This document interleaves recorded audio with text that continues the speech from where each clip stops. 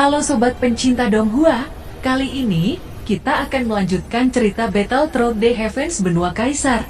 Cerita dan video ini diambil dari channel Nobarta. Tanpa banyak basa-basi, mari kita simak alur ceritanya. Melanjutkan dari cerita sebelumnya. Setelah mengatakan itu, pedang perak diayunkan bergegas ke arah Xiaoyan. Melihat cahaya pedang perak hendak menusuk punggung Xiaoyan, Xiaoyan seperti hantu saat sosoknya berkedip ke depan kiri 50 meter jauhnya dari pria berambut putih itu. Serangan itu gagal dan pria berambut putih itu suram untuk sementara waktu.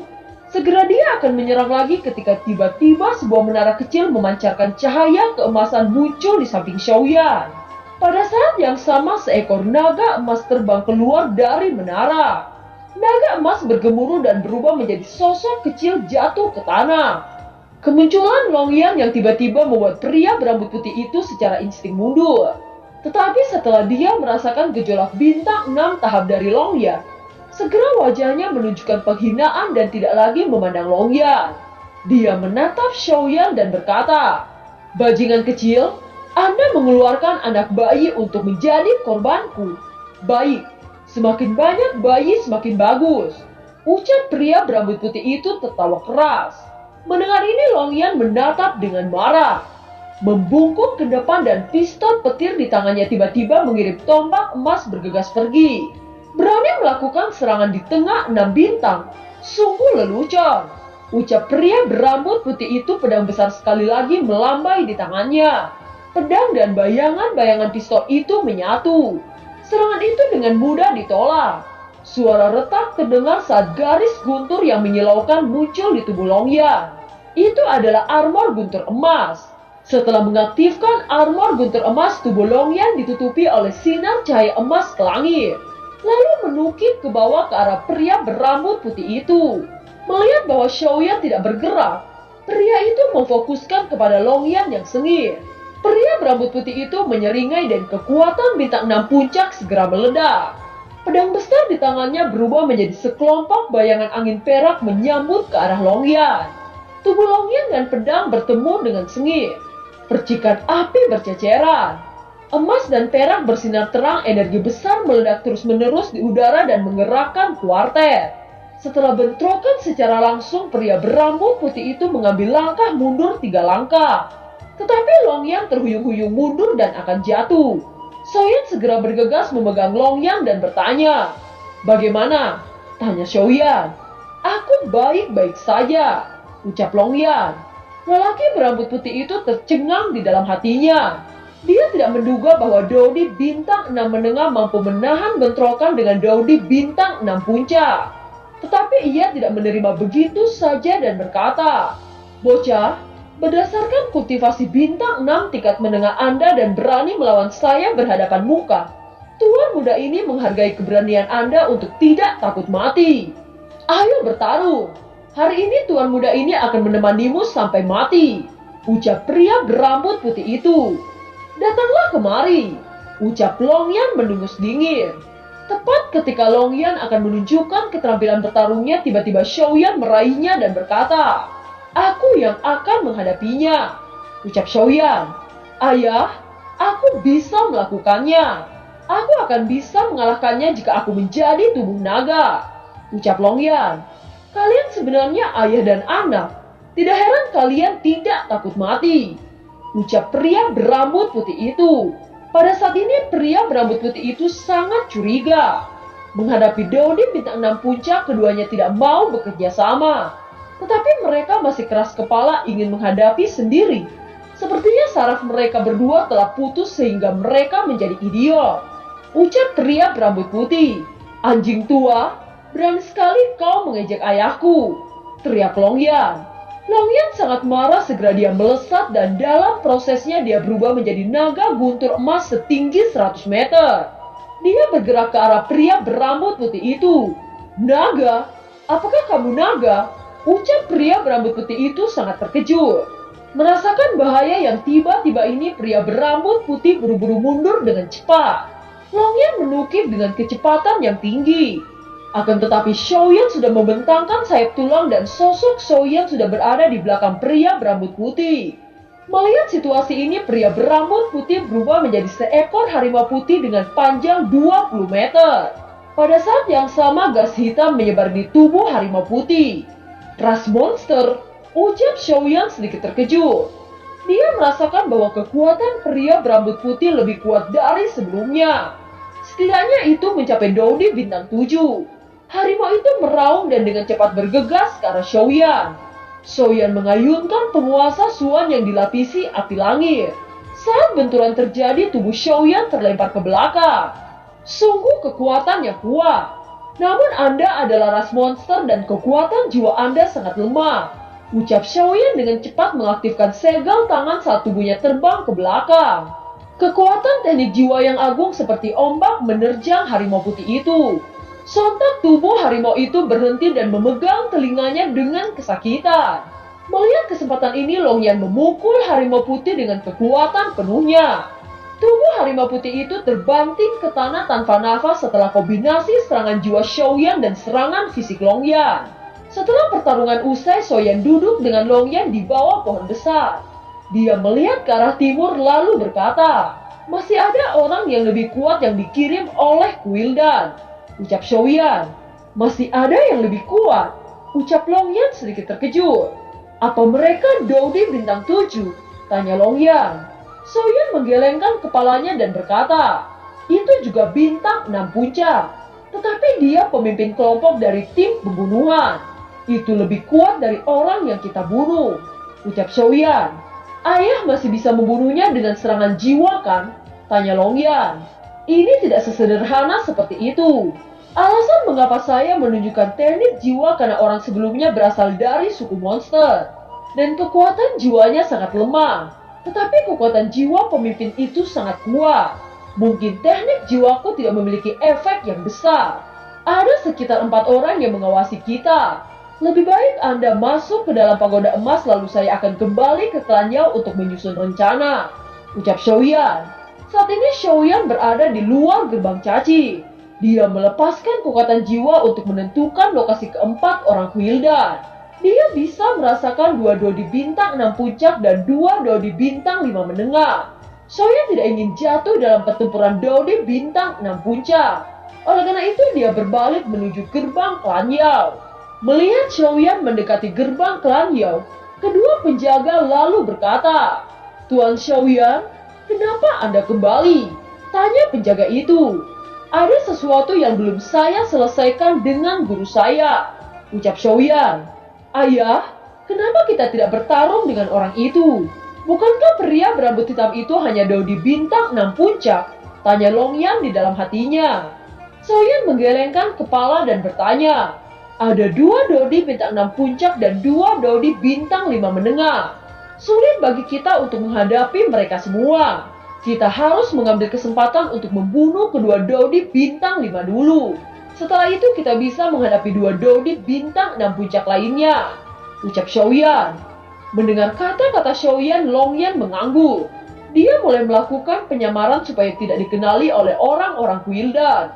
Setelah berdiam ke klan Yao selama beberapa hari ini, Xiaoyan membuat rencana untuk menuju kedua Dodi bintang 5 menengah yang ada di kejauhan.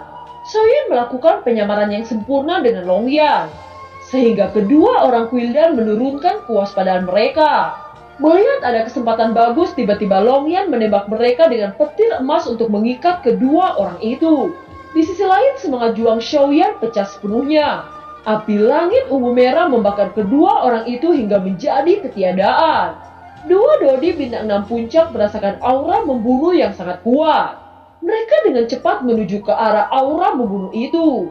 Xiaoyan dan Longyan dengan cepat meninggalkan tempat pertempuran. Setelah beberapa saat, 2 sosok datang dengan kecepatan tinggi. Kedua sosok dipenuhi dengan amarah.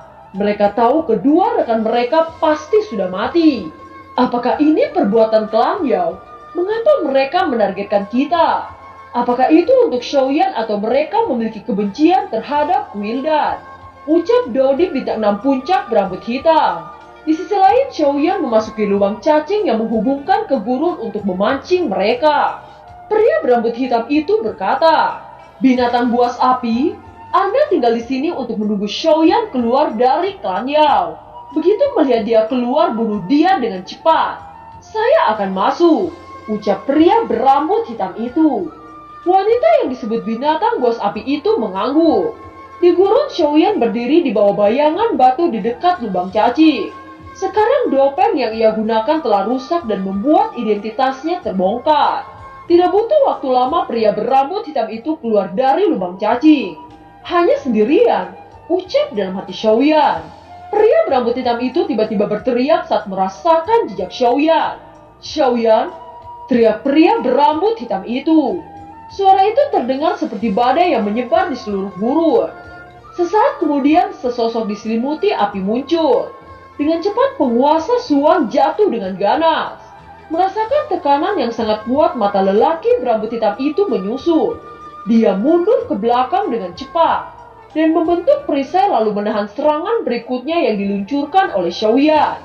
Dibandingkan dengan kekuatan orang yang saya bunuh, keterampilan bertarungmu jauh lebih baik dari orang itu, ucap Xiaoyan. Mendengar kata-kata Xiaoyan, pria berambut hitam itu mendengus dingin. Sosoknya naik ke atas dengan momentum yang sangat kuat. Dengan cepat dia mengeluarkan tombak emas. Kemudian semangat juang yang agung keluar dari tubuh lelaki itu. Dengan kekuatan besar, lelaki itu melesat dengan kecepatan tinggi menusuk ke arah Xiaoyan. Di bawah serangan lelaki berambut hitam, Xiaoyan mengangkat pedang Suan dan mengaktifkan teknik 10.000 langkah. Suara benturan keras bergema di seluruh gurun. Wajah lelaki berambut hitam sangat suram. Dia tidak pernah menyangka kekuatan penguasa Suan membuat tangannya hingga mati rasa. Bagaimana mungkin kekuatan Anda berada di Dodi bintang 6? Teriak lelaki berambut hitam itu tidak percaya. Dia awalnya sangat percaya diri ketika menerima misi ini. Apa yang dikatakan oleh penatua Quildan bahwa Xiaoyan hanyalah Dodi bintang 5? Bagaimana dia tidak panik? Mendengar kata-kata lelaki itu, Xiaoyan menyeringai. Orang yang akan mati tidak perlu tahu rahasiaku, ucap Xiaoyan. Lelaki berambut hitam itu tiba-tiba merasakan guncangan jiwa yang sangat dahsyat, dan area di sekitarnya menjadi sangat gelap. Rasa sakit yang hebat dari dalam jiwa menyebabkan lelaki berambut hitam itu memuntahkan seteguk darah segar. Dengan menggunakan teknik ruang jiwa, Xiaoyan seperti dewa kematian yang haus darah. Api langit membungkus penguasa Suan dan momentum yang kuat merembes dari penguasa Suan. Pada saat yang sama, cahaya kemasan berkedip dari tubuh Longyan. Dengan cepat Longyan melesatkan bola petir ke arah lelaki berambut hitam. Melihat serangan gabungan Xiaoyan dan Longyan, lelaki berambut hitam tiba-tiba mengeluarkan boneka besar muncul di sampingnya. Dua kepalan tangan diayunkan dengan ganas oleh boneka itu. Serangan gabungan Xiaoyan dan Longyan berhasil dihancurkan oleh boneka misterius itu. Boneka dengan kekuatan Dodi bintang 6 puncak ya. Tidak heran lelaki berambut hitam itu menjadi pemimpin, gumam Xiaoyan.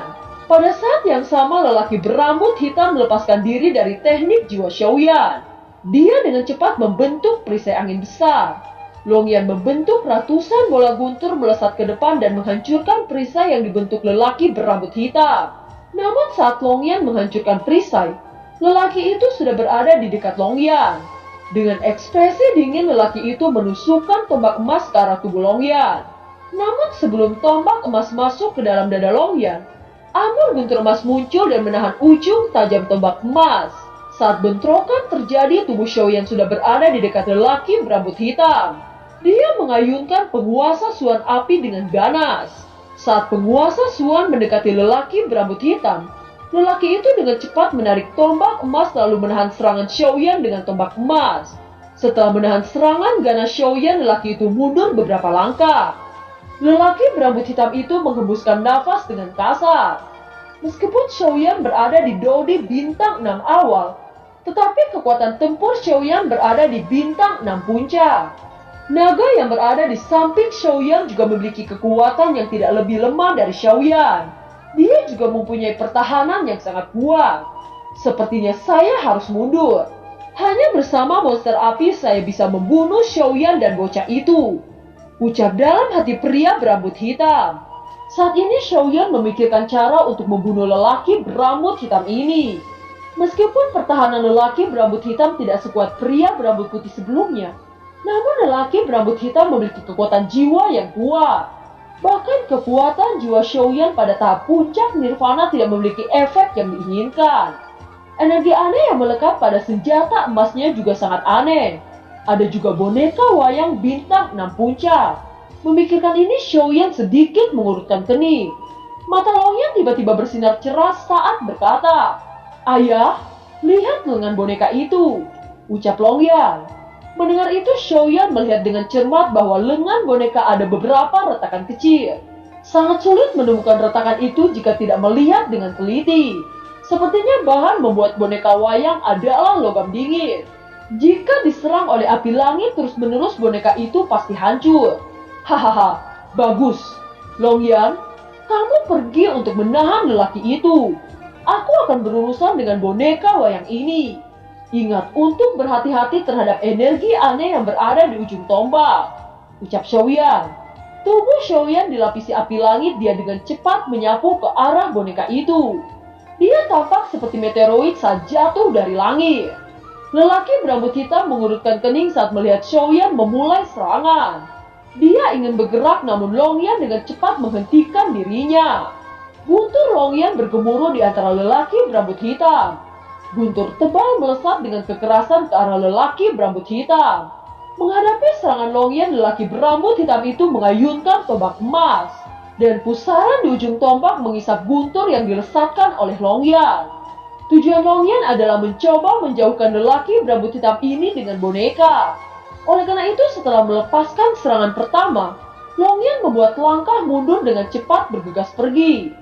Ingin lari, ucap lelaki berambut hitam mendengus dingin. Dengan kecepatan tinggi dia mengejar ke arah Longyan. Dari waktu ke waktu Longyan dan lelaki berambut hitam terus bermain kejar-kejaran. Di sisi lain, Shouyan jatuh ke dalam pertempuran sengit. Shouyan menemukan bahwa pertahanan boneka itu memang sangat kuat. Bahkan lengan yang sedikit retak tidak melebar sama sekali. Tampaknya pertahanan boneka ini seperti Dodi bintang 7. Jika seperti itu, saya akan menunjukkan perpaduan api langit, ucap Shouyan. Sosoknya melayang di udara kosong dengan cepat. 4 api langit disatukan. Merasakan energi yang sangat kuat, lelaki berambut hitam melihat ke arah medan tempur Shouyan di kejauhan. Apa yang sedang dilakukan bajingan itu? Ucap lelaki berambut hitam. Pada saat ini hubungan antara kekuatan jiwanya dengan boneka menjadi lemah. Ekspresinya semakin jelek dan segera melepaskan kekuatan penuhnya untuk membunuh Longyan dengan cepat. Di medan tempur Shouyan terlihat boneka itu ditutupi oleh nyala api ungu merah. Retakan halus secara bertahap menyebar ke seluruh tubuh boneka. "Jiwa kecil, sekarang giliran kamu," ucap Shouyan. Mendengar kata-kata Shouyan, jiwa kecil melompat dengan semangat. Jiwa kecil melemparkan satu demi satu lotus api di tangannya. Teratai api meledak di tubuh boneka wayang. Retakan pada boneka semakin luas di bawah pembakaran api langit ungu, merah, dan teratai api yang tak henti-hentinya dari jiwa kecil. Lelaki berambut hitam itu memiliki ekspresi pucat. Hubungan kekuatan jiwa antara dia dan boneka berangsur-angsur menghilang. Segera dia berbalik dan mencoba menyelamatkan bonekanya. Namun ketika dia bergegas pergi, badai guntur menggulung dan menelan lelaki berambut hitam. Lelaki berambut hitam mengayunkan tombak dan berubah menjadi pusaran yang melindungi tubuhnya. Dia kemudian bergegas ke bentuk cahaya lalu melesat keluar dari badai guntur. Sosok lelaki berambut hitam sudah berada di dekat Shouyan. Melihat pemandangan di depan matanya, dia meraung marah. Dia tidak menyangka di bawah serangan Shouyan dan bayi seperti api membuat boneka meleleh. Lelaki berambut hitam itu dengan cepat mengguncang tombak emas. Beberapa bayangan senjata langsung menuju ke arah Shouyan dan jiwa kecil. Melihat serangan yang akan datang, Shouyan memberi sinyal kepada jiwa kecil. Jika lelaki ini menyelamatkan bonekanya, maka dia masih memiliki kesempatan untuk memulihkan boneka itu. Saat ini Shouyan tidak ingin menyia-nyiakan kesempatan untuk menghancurkan boneka misterius ini. Selama boneka itu hancur, maka lelaki berambut hitam akan segera mati. Jiwa kecil dengan cepat membentuk lotus api besar. Dengan cepat jiwa kecil melemparkan lotus api besar ke arah boneka misterius. Ledakan terdengar di bawah kekuatan Angry Buddha Lotus Flame dari jiwa kecil. Setelah ledakan yang mengguncang langit dan bumi berangsur-angsur menghilang, boneka itu hancur tanpa sisa. Pada saat ini lelaki berambut hitam merasa sangat takut di dalam hatinya. Dia tidak menyangka di samping Xiaoyan ada bayi api yang begitu menakutkan. Tanpa boneka misterius, dia seperti harimau yang kehilangan taringnya. Bahkan bayi di samping Xiaoyan mampu melepaskan serangan yang dahsyat. Dia tidak memiliki kemungkinan untuk menang. Dan film pun berakhir. Terima kasih telah menyimak dari awal sampai akhir ya. Sampai jumpa.